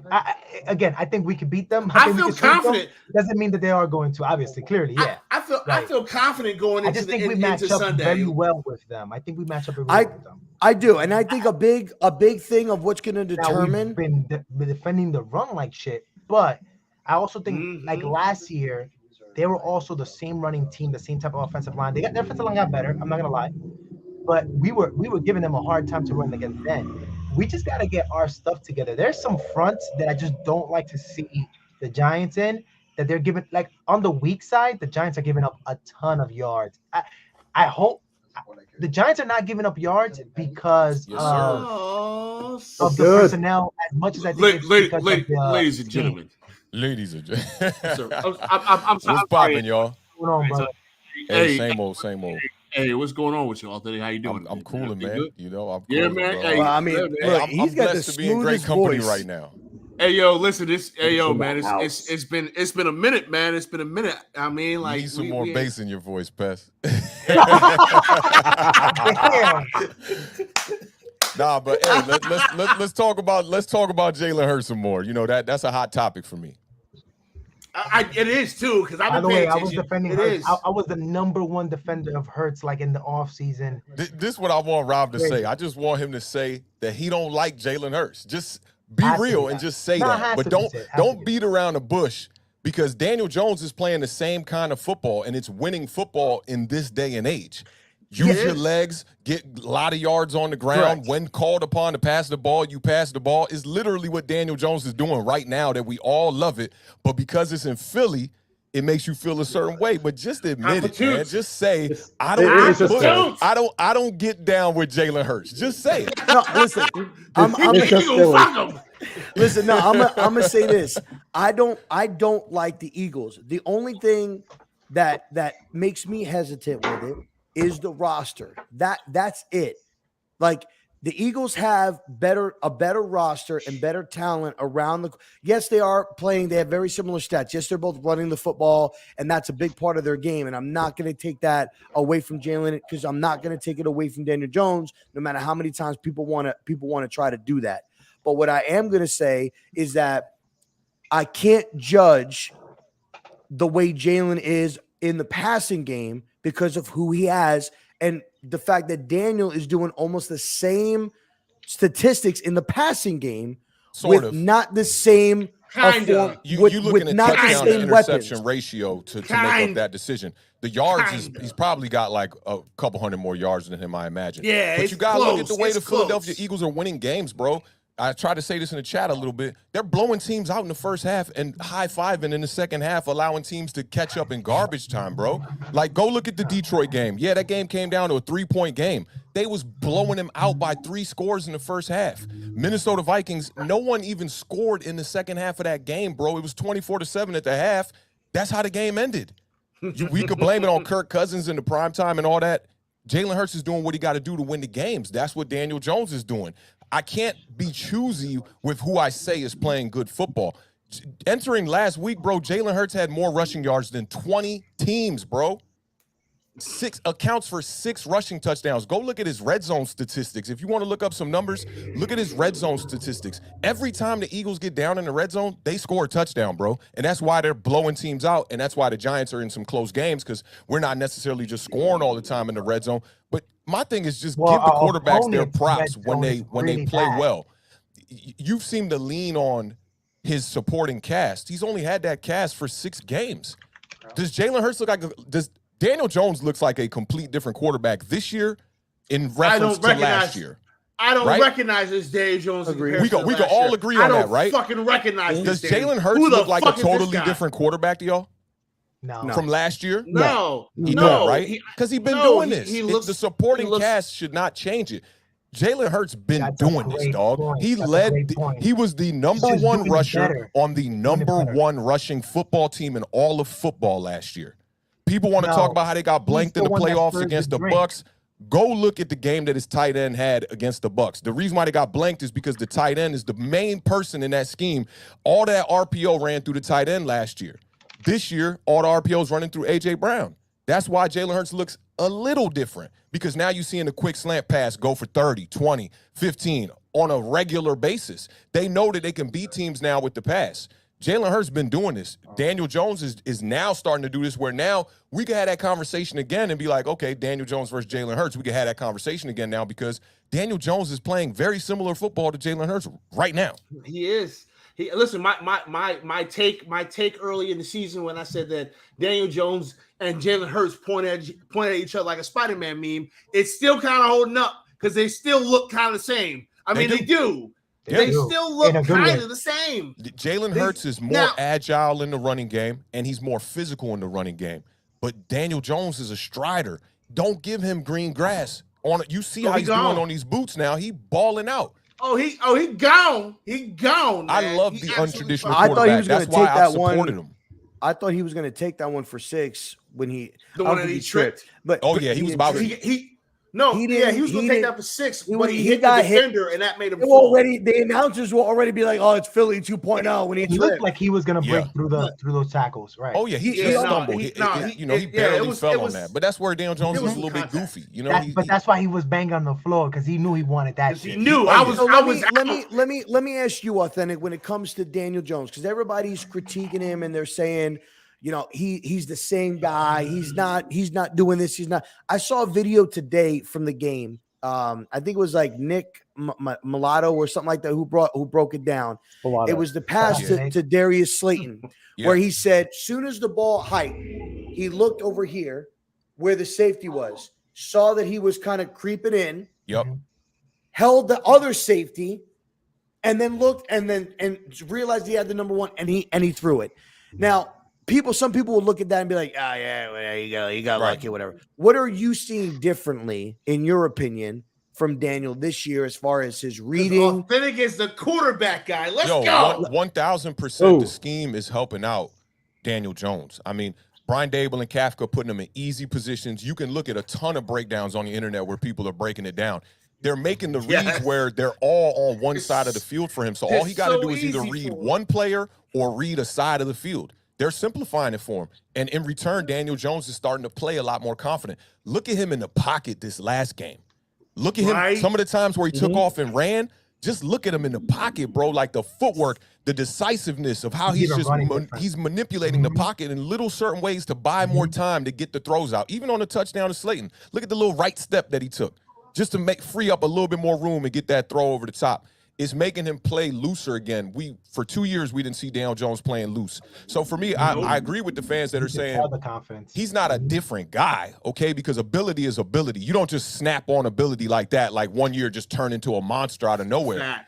I just think the game is slowing down for him a little bit now in his 4th year, and this coach is really helping him see the game like that and see it slower and be able to make these reads. I mean, the footwork, man. Daniel Jones, y'all know he's not the most agile guy. Listen, navigating the pocket. I don't know who this fucking Daniel Jones is. This kid is navigating the pocket. He really is, man. And when I tell you that, like, he is on like razor thin ice with these the moves that he makes in the pocket. Like, he does not have a fucking room for error. Like, this shit is impressive. It really is. So another question that I have, because Antonio can attest, we've heard this comment before. Is the offense being dumbed down because he can't handle it, or is that just the coaches doing it in a sense to where they want to capitalize on his strengths? Like, is this something that should have been done from the jump? Like, is it just because this is what he's only capable of? They treated him like a rookie quarterback, bro. Just like or is it? I don't know. I don't necessarily think that it's that simplified. If you look at the game plans from week to week, they change. Wan'Dale Robinson is a big part of how the game plan is executed. All that pre-snap motion they were doing in minicamp and during preseason, as soon as Wan'Dale Robinson got hurt, they ditched that shit. They went straight forward. Saquon Barkley, we're going to run this right at you. Now you're starting to see different game plans. This game plan from the Jaguars, look at how they saving Saquon Barkley for the second half. Yo, he had one carry. He had one carry in the first quarter, bro. I looked at some numbers, right? Saquon Barkley leads the NFL right now in touches in the second half. He's got 92 rush attempts in the second half. He has about half of that in the first half. So it's about game planning everything around your quarterback. And then let's not forget this wide receiver core is dookie. Let's just keep it funky. Why would you design some down the field, let's throw it, let's sling it kind of game plan when you got these kind of wide receivers out there? Why would you? It wouldn't be smart. Why would you? So I don't think they're dumbing it down. I think they're actually smartening it up a little bit, actually. We don't got the wide receivers to stretch the field. Our offensive line is okay. It's better than what we had last year, but it's not enough where Daniel Jones could just sit back there like a statue. So the game is changing, bro. This is why I've always liked Jalen Hurts. If you study my channel and you go all the way back to the first time Jalen Hurts came on the field, I've always liked Jalen Hurts because it's not what you traditionally are used to from the quarterback position. It don't look pretty, right? It's not, ooh, 5 steps, ooh, mechanics all tight, bing, bing. It ain't that.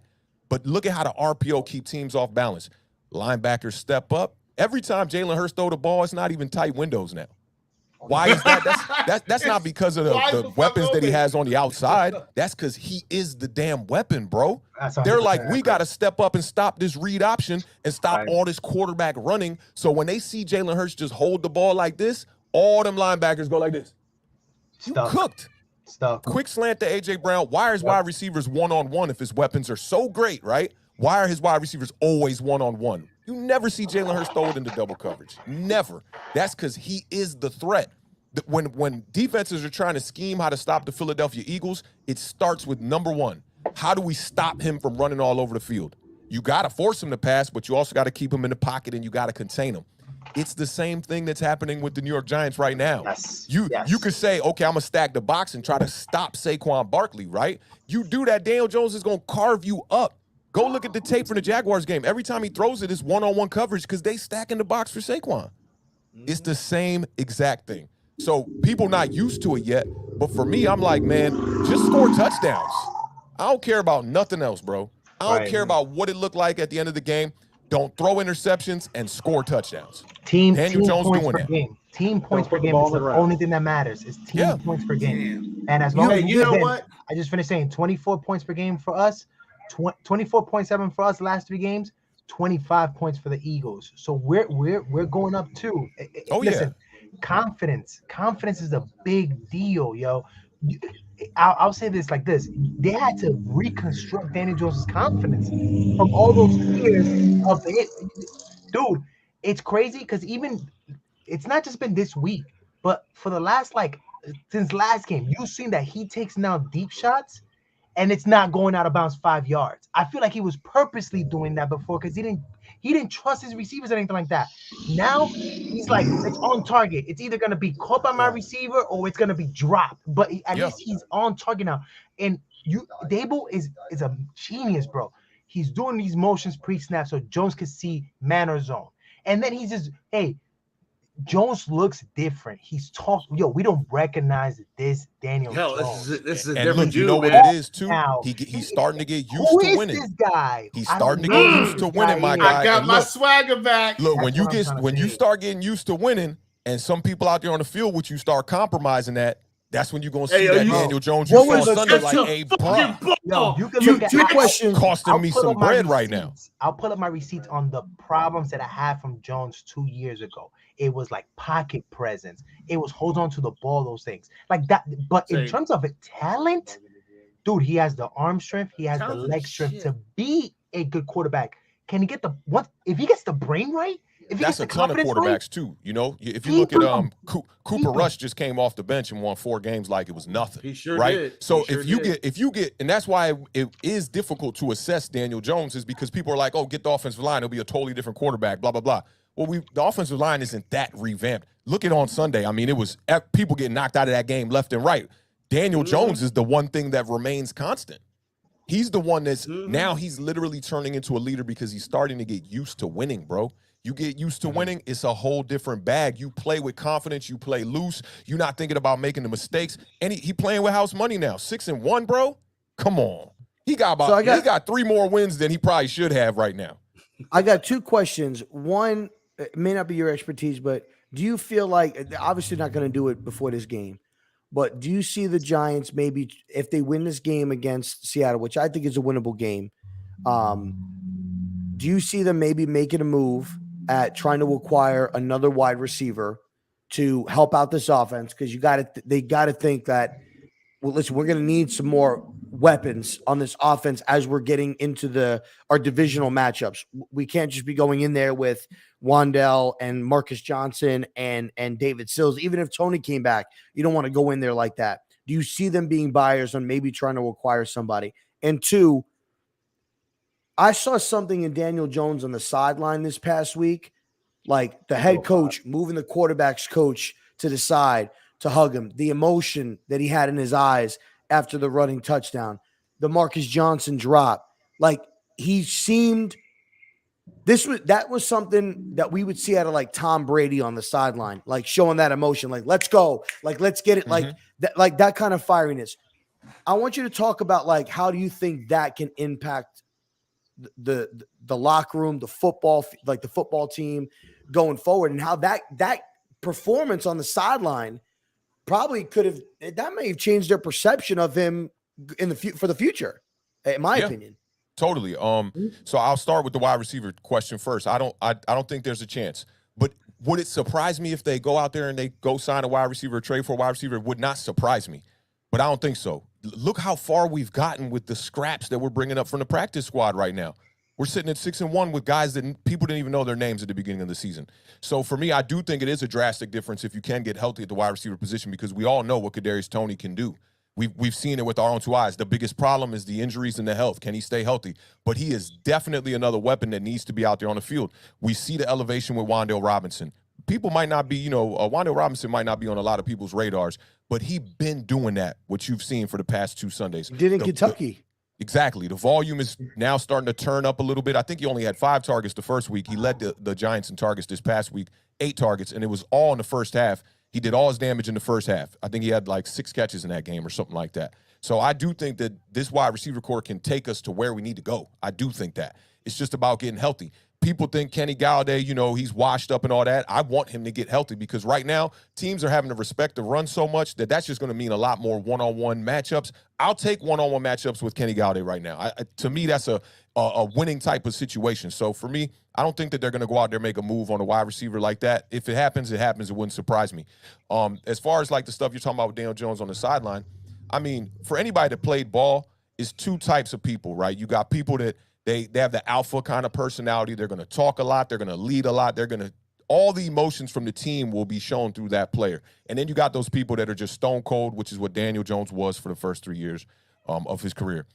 For me, I follow the kind of leaders that are vocal and that do that kind of shit that Daniel Jones was doing on the sideline. You're not going to be able to just rile me up without riling me up, if you know what I'm saying. Like, you got to tell me something. You got to get me hype. I'm normally that guy, that Daniel Jones guy, that's looking to hold people accountable and being like, bro, reminding people that we got a job that got to get done here. So for me, especially from the quarterback position, you have to see that from the quarterback position. And if you're not doing it like that, you better be doing it with some stellar play on the football field. If you Joe Burrow in it last year on your way to a Super Bowl and you don't got to be that vocal, that's cool. If you Eli Manning going for these 2 rings, getting your Super Bowl MVPs and all that, and you ain't talking too much, you're just doing your damage on the field, that's cool. But to this point, Daniel Jones hasn't been that guy where the team's looking at him like, yo, this guy's going lights out and we need to pick it up a little bit. This year, that's the case. He been balling out, but I think everybody is matching that same energy. Saquon's matching that energy. Wandale Robinson, Richie James relatively single-handedly held us down at the wide receiver position from weeks 2 to like week 6. And now Wandale Robinson is back. You don't see him getting as many touches and whatnot, but his work does not go unseen. So a lot of people are matching Daniel Jones' effort. I like that. You start getting used to that winning. I like that because now it's like, bro, you are accountable for my bag. If you keep dropping these passes, when it comes time for me to go sign next year and I'm trying to get a deal with the New York Giants, you're a liability to my future. So I got to hold you accountable. So I love that Daniel Jones is doing that stuff. I want to see more of that stuff. Okay, so as we get ready to close this bad boy up, I want to get everybody's quick predictions on the Giants versus the damn Seahawks, or as I think it was Talking Giants, the battle of quarterbacks that Eli Manning got benched for. Yeah, no bull. That's funny. That is the funny. battle of the quarterbacks Eli Manning got benched for. Ain't that about a bitch? The Eli benchers. So I'll start with authentic. What do you think, man? What are you thinking? You don't have to give me a score if you don't want to. Yeah, I but if wasn't you want going to give you a score. Yeah, you don't have to give me a score. But how are you feeling? What do you think in regards to this game? What's the results going to be? Tough test. Definitely going to be a tough test for the Giants, and I think it's going to be a tough test for that defense. That defense, man, they got to get it together. Got to find ways to stop the run better. That's been a liability pretty much in every other game this season. So for me, I'm a little bit more concerned about what the defense can do because, like Antonio was saying, Giants scoring about 24 a game. That should be able to win you just about any game. And I heard you, Pest, earlier. You said no team scares you right now, pretty much. You think the Giants can hang with any team.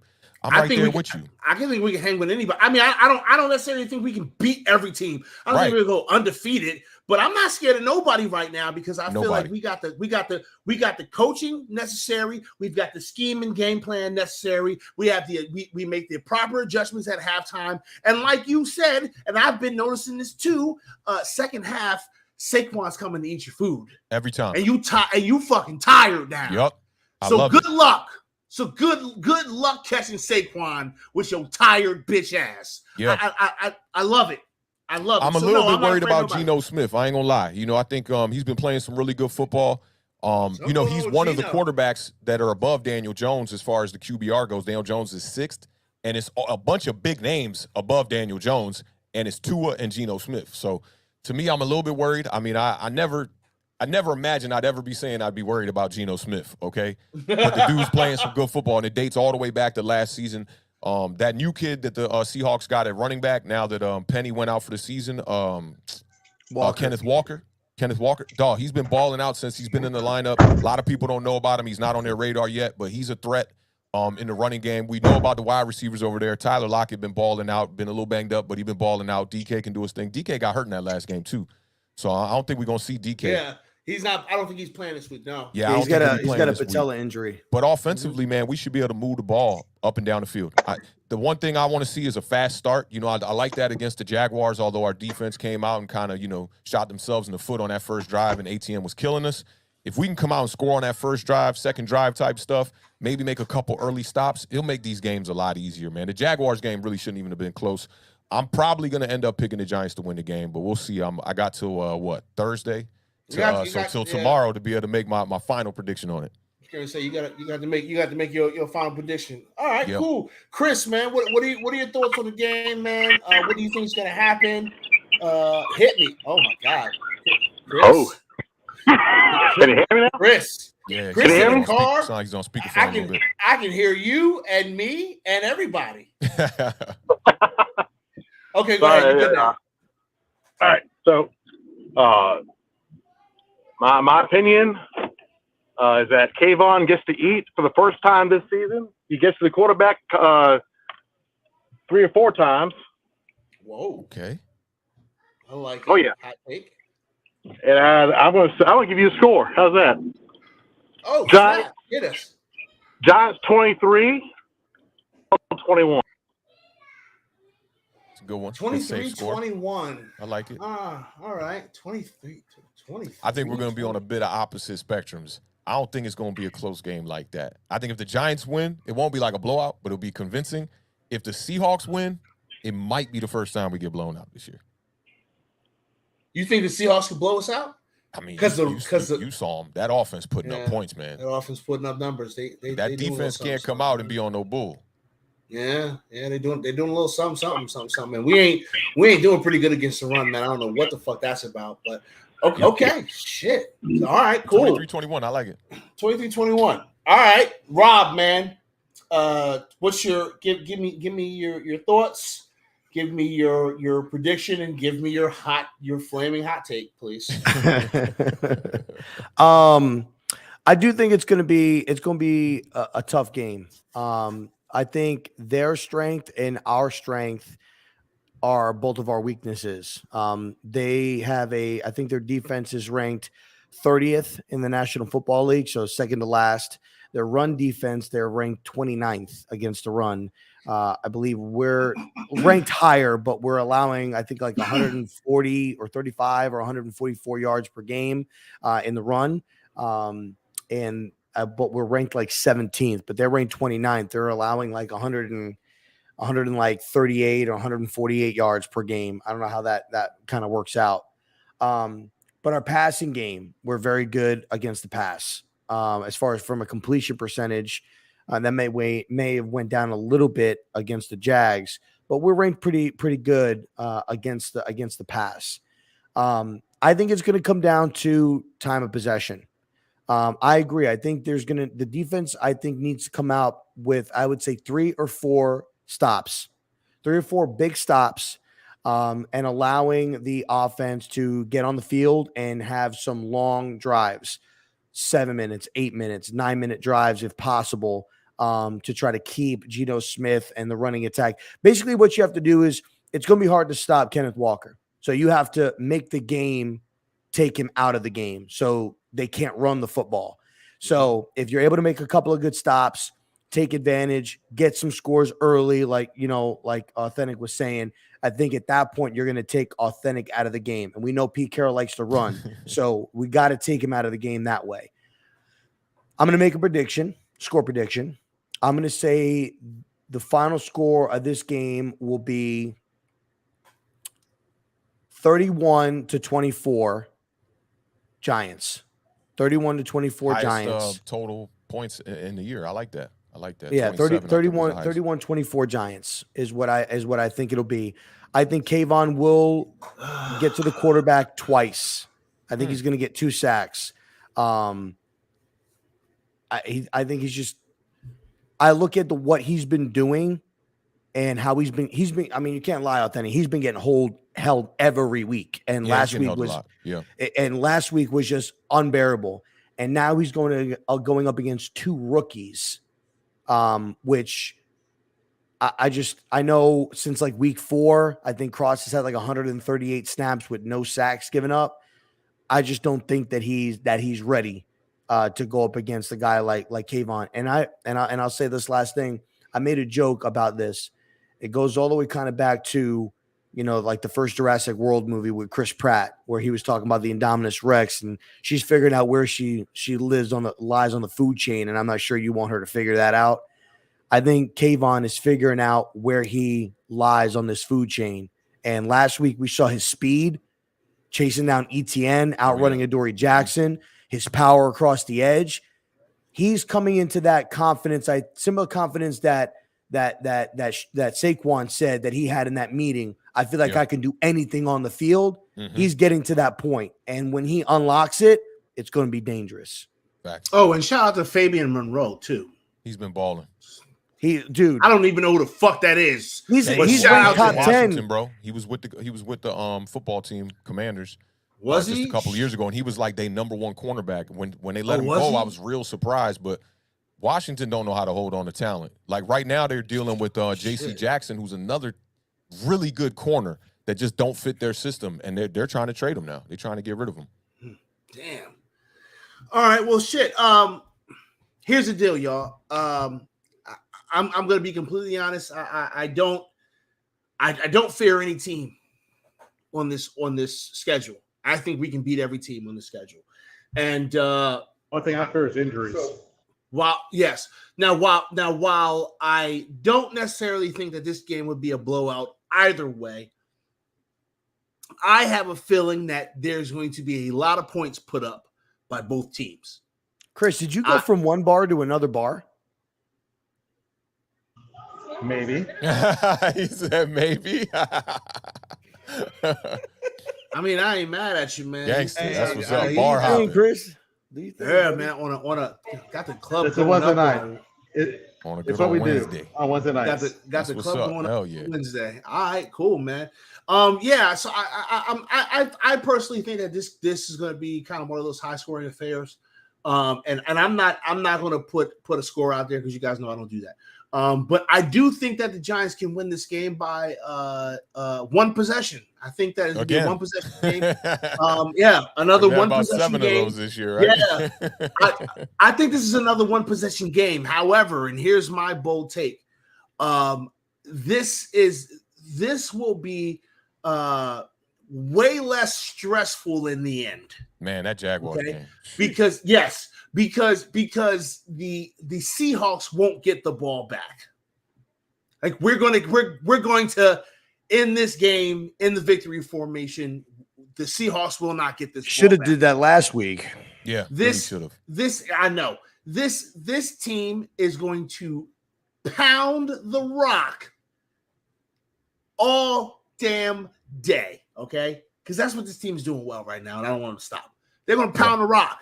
They're going to pound this fucking rock. They're going to wear their asses out, Pauls, and they are going to and they are going to have the ball last. Okay, that's what's going to happen. The worst 7-1 team, maybe. What would you love to see? I would see a game with 3 100-yard rushers. 3 100-yard rushers. I was actually going to think, Authentic. You said Saquon, majority of his carries come in the second half, which I agree. The majority of that happens. Mm-hmm. Yes, and they're saving him in the first half. It's on purpose. Can you see them getting Gary Brightwell more involved in this game because of how bad they are against the run? Nah, more in the first half, or maybe Breida? More Breida. Yeah, because the thing about Breida is he's a receiving back. Breida. You can use him for pre-snap motion, and you saw it in the game against the Jaguars. You can toss him that little jet sweep, or you could get him out in the passing game. You saw it 2 weeks ago when he got cracked on that one catch too. So I like Breida. I think Breida is the second back, but Brightwell, he can do some things in special teams, and maybe a couple carries here or there.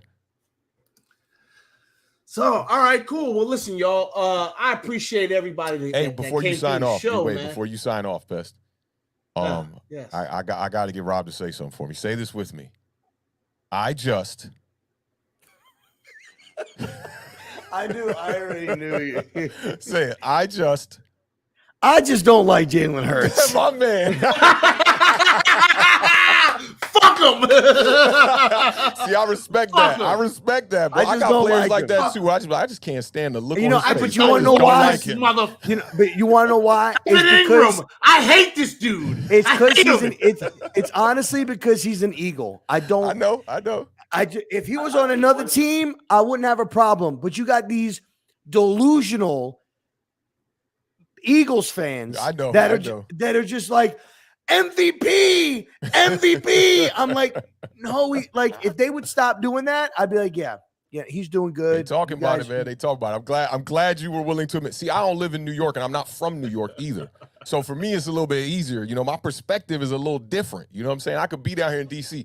People in New York are representing the city. So when they hear Philly, they're like, nah, we're not having that. So I get the hate, but you got to be willing to admit it. So salute to you, bro. Salute to you. Hey, listen. And he knew it. I didn't even have to bait him into it, Pest. I just said, I don't. And listen. I knew it was going to come. I knew it was. When it got up to me to make my prediction, I was going to be like, first, I just don't like Jalen Hurts. And then I was going to do my prediction.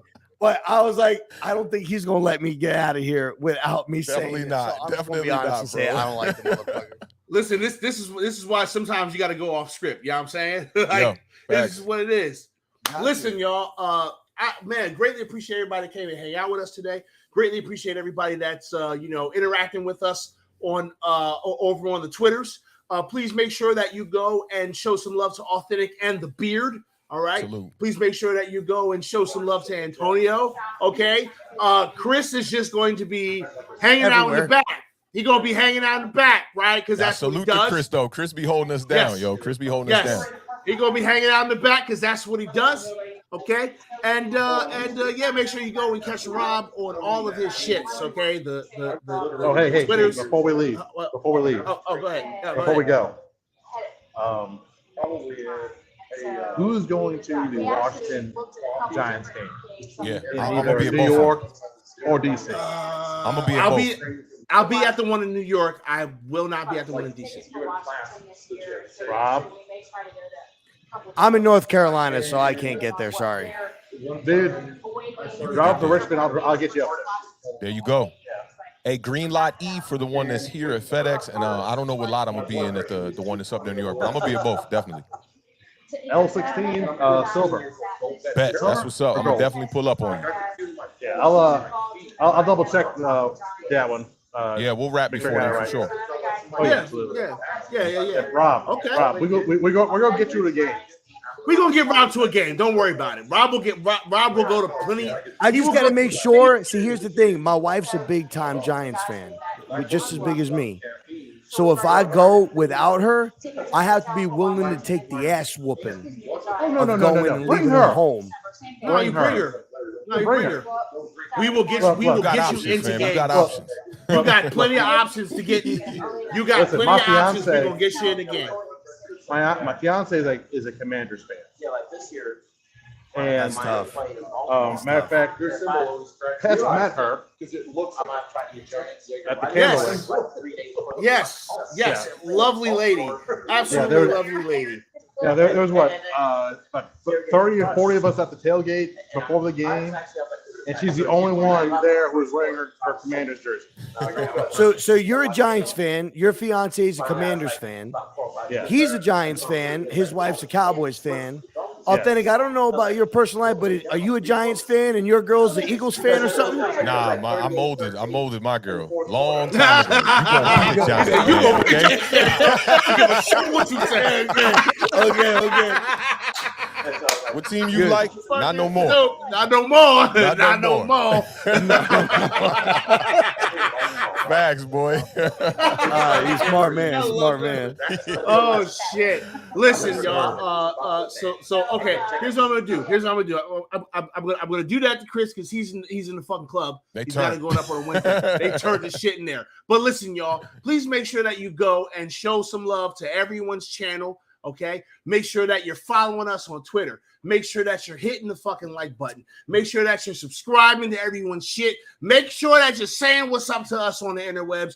Come holler at us in the Twitter spaces. Come check us out on Twitch. We are fucking everywhere. Okay. And yeah, New York Football Giants, worst 6-1 team on the planet. Holla at us. We'll get up with you guys later.